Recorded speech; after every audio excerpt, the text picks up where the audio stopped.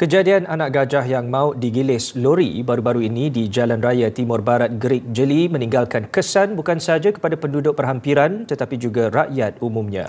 Selain laluan kenderaan, lokasi itu turut menjadi habitat gajah dan haiwan liar lain.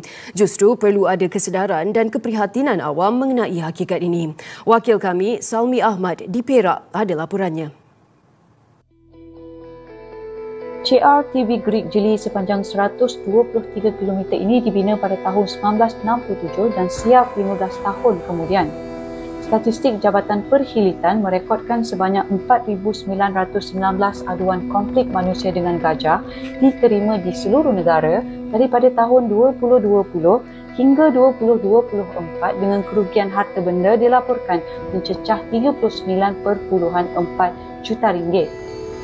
Dan dalam tempoh 5 tahun, 8 ekor gajah dilaporkan mati akibat kemalangan dan 3 dalam tahun ini sahaja.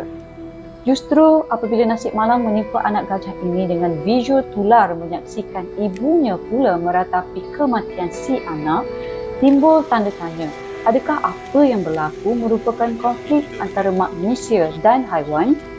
Jadi kalau kita boleh perhatikan bahawa berapa peratus yang sedar bahawa laluan ni kaya dengan haiwan liar, tapi masih juga bawa kenderaan secara laju. Jadi ini semua menyumbang kepada faktor konflik antara manusia dan haiwan. Hakikatnya, akibat daripada rekod kemalangan membabitkan haiwan liar di kawasan ini yang terus meningkat, peranan sukarelawan peronda yang berpengalaman sedikit sebanyak membantu pihak berkuasa dalam menyampaikan maklumat serta kesedaran.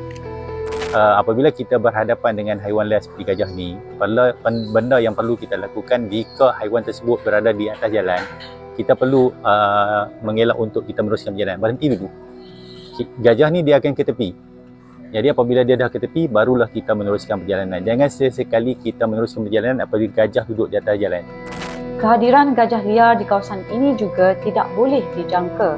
Dan di sinilah perlunya ada sikap bertimbang rasa seperti memandu mengikut had laju dibenarkan serta tidak memotong garisan kembang.